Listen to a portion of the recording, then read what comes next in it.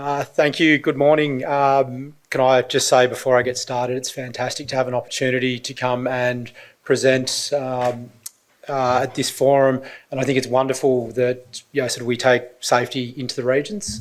Great to be doing this stuff outside of Perth, and really thank you, Sally, for giving us the opportunity to be spreading this. I think proudly in ag, and I'm proud to be part of the ag industry. Albeit with one small section of it or one small segment of it. Safety is absolutely a journey. I think we have some of the most innovative farmers in the country and in the world. And I think this is a journey that as an industry we're absolutely ready for and absolutely excited about. So to give you a very quick overview of CBH, hopefully most of you have heard of us, but for those of you who aren't familiar with us, we operate a supply chain where we receive, store and ultimately ship grain for Western Australian farmers. So we are a cooperative, and for us, being a member-owned organisation is one of our key strengths and one of the things that we're most proud of. So we have about 3,500 members, depending on when you do that. We're celebrating our 90th year as a storage and handling business, and last year we celebrated 100 years of marketing and trading within Western Australia as well. We have around 1,200 employees between grain handling and marketing and trading, but that swells over the 3 months, October, November, December of the year, when we bring, in the last couple of years, it's probably been close to 3,000, but anywhere between 2,000 and 3,000 people, depending on size of our grain crops, into essentially receive a harvest in the last couple of years. That's been a big deal for us. In terms of expenditure, so we have a really ambitious capital plan. So you might have heard us talk about our target for 2033, which is essentially be able to ship 3 million tonnes in the first half window by 2033. And I'll talk a little bit more about what that actually means in the coming slides. But essentially for us, that means that we're spending somewhere in the vicinity of about $500 million a year every year for the next 10 years to be able to realise that, primarily in regional Western Australia. And again, for us, that's exciting to be modernising our network. A lot of that goes into safety improvements, but a lot of it also goes into efficiencies which generate those safety improvements. This slide is a little bit out of date in the sense of a couple of weeks ago when I sent it through, we'd shipped last year a record of 16.7 million tonnes of grain out of our network, so a really huge effort for us. We just closed our financial year, which for us ends at the end of September.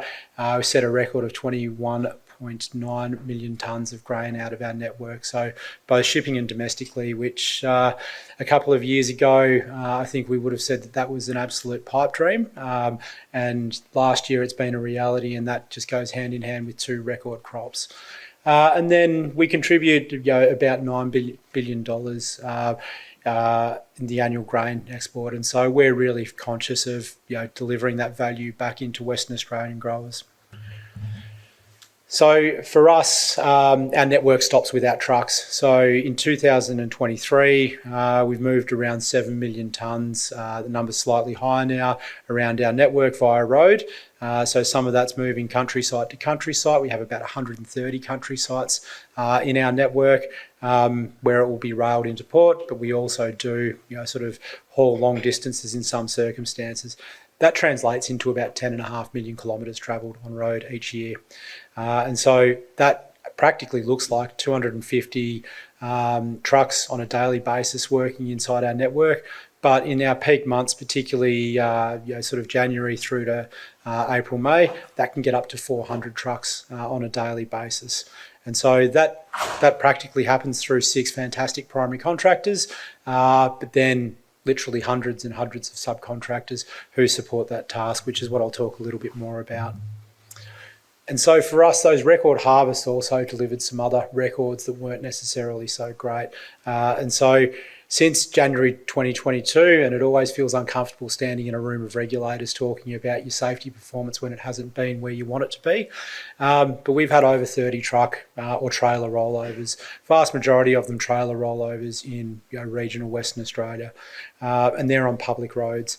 And so I think the piece that we take away with that is back in 2020, the world fundamentally changed with COVID, and it threw absolute challenges at our supply chain.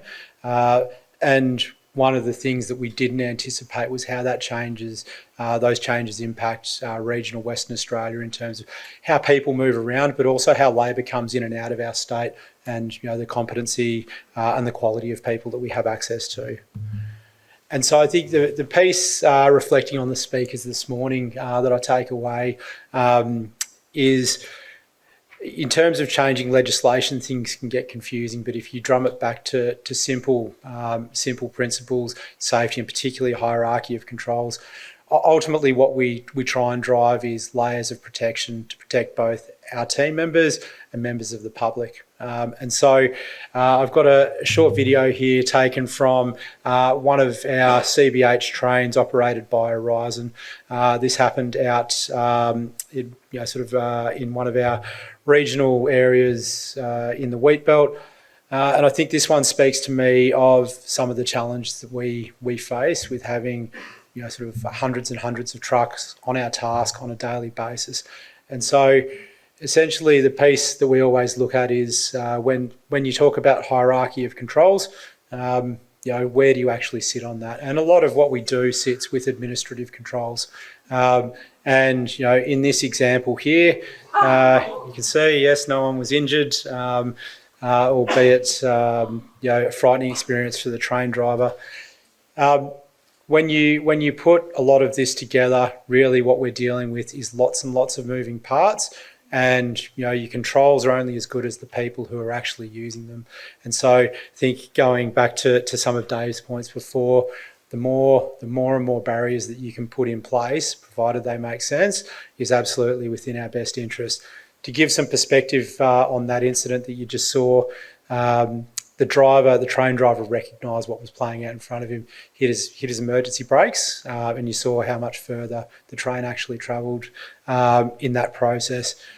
We show this video because, again, I think what it explains to us and helps remind us is that truck driver absolutely did not go out to try and race a train at a level crossing, actually had no idea that the train was there.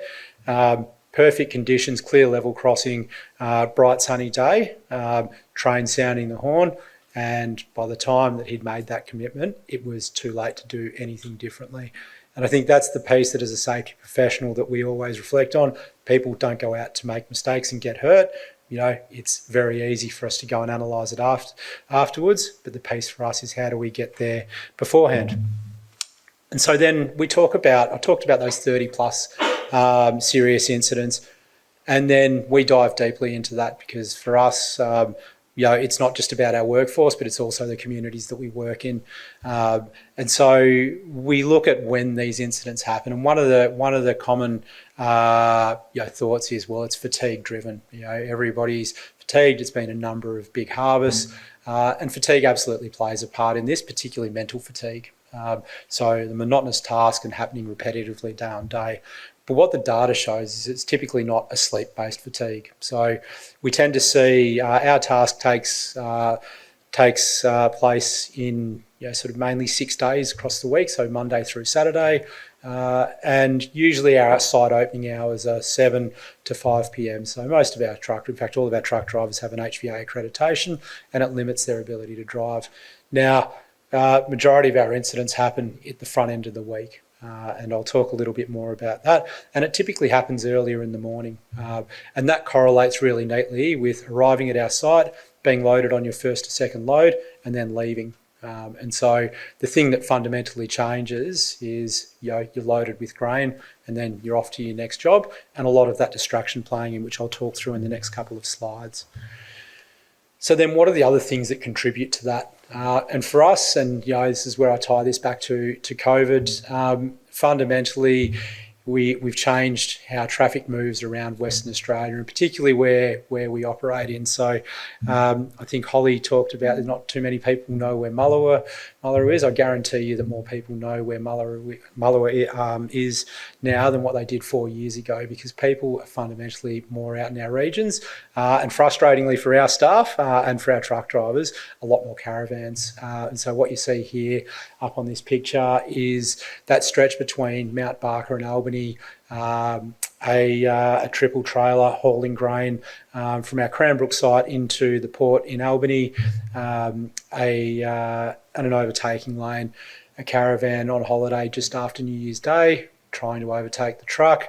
Overtaking lane ran out, truck drivers had to brake, caravan swerved across in front, caravans collected the front of the truck, the prime mover and the trailers have rolled over, resulting in broken collarbone, and thankfully that was it for the truck driver.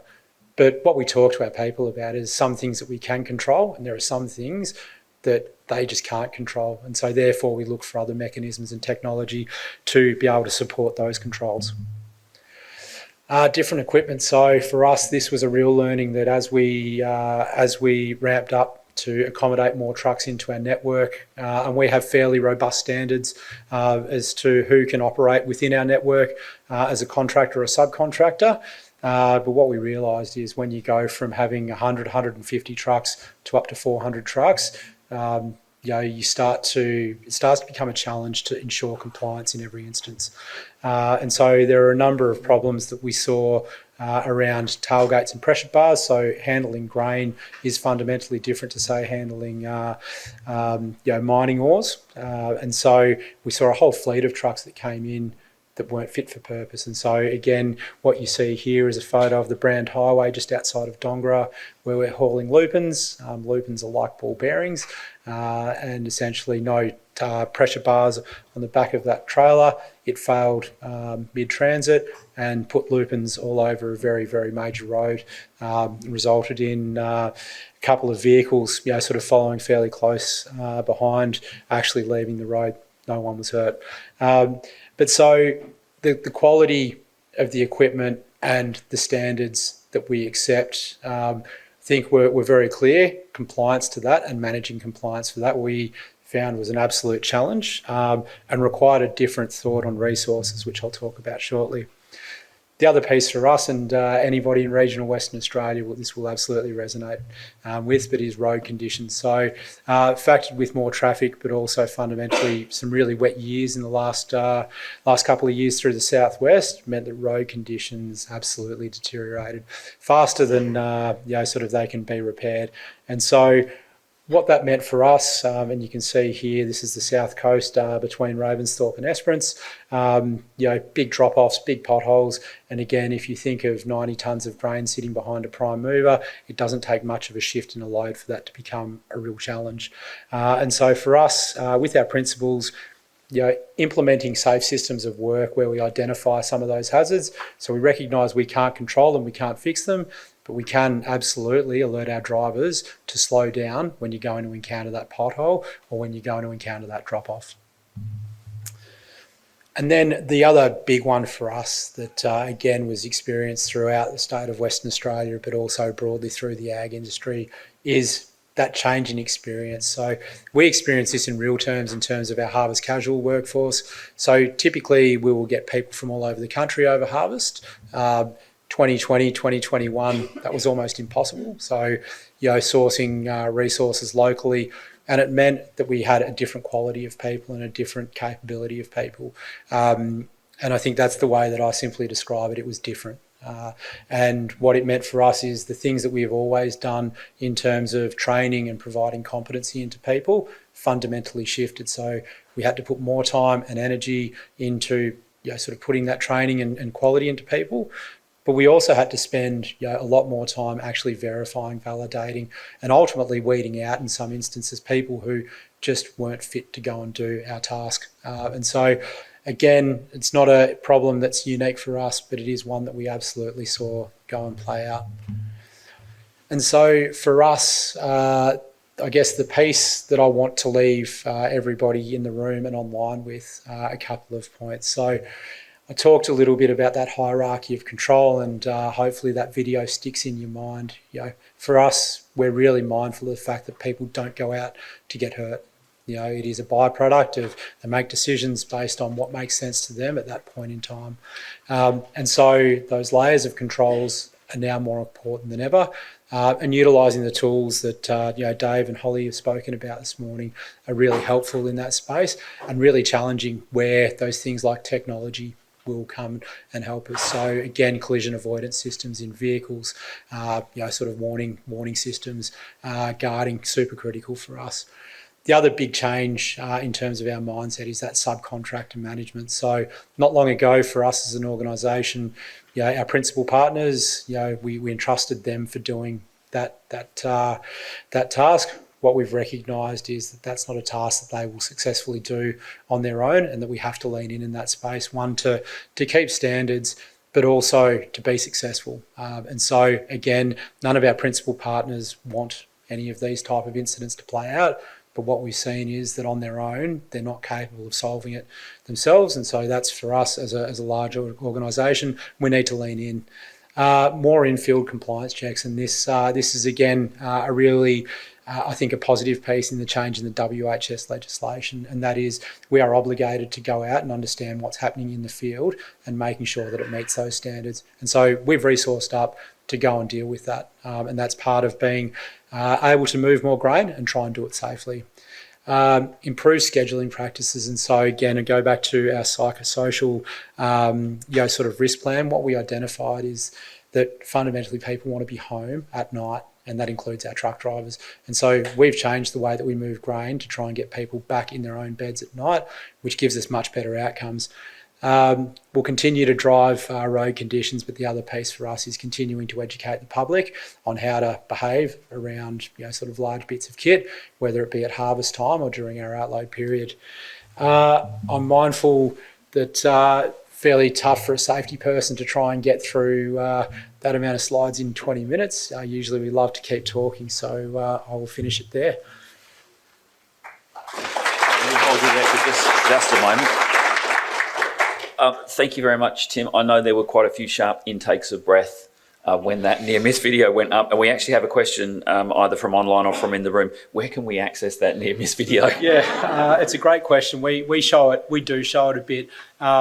We are really sensitive, for a couple of reasons as to the forums that we show it. And so for two reasons. So one, the train driver obviously involved in that, a really traumatic experience for them, but also for the truck driver, again, did not mean to go out into that space. I think, what I'd probably say is if there's a space that you would like to go and use that video, feel free to reach out. Happy to talk about how that might work.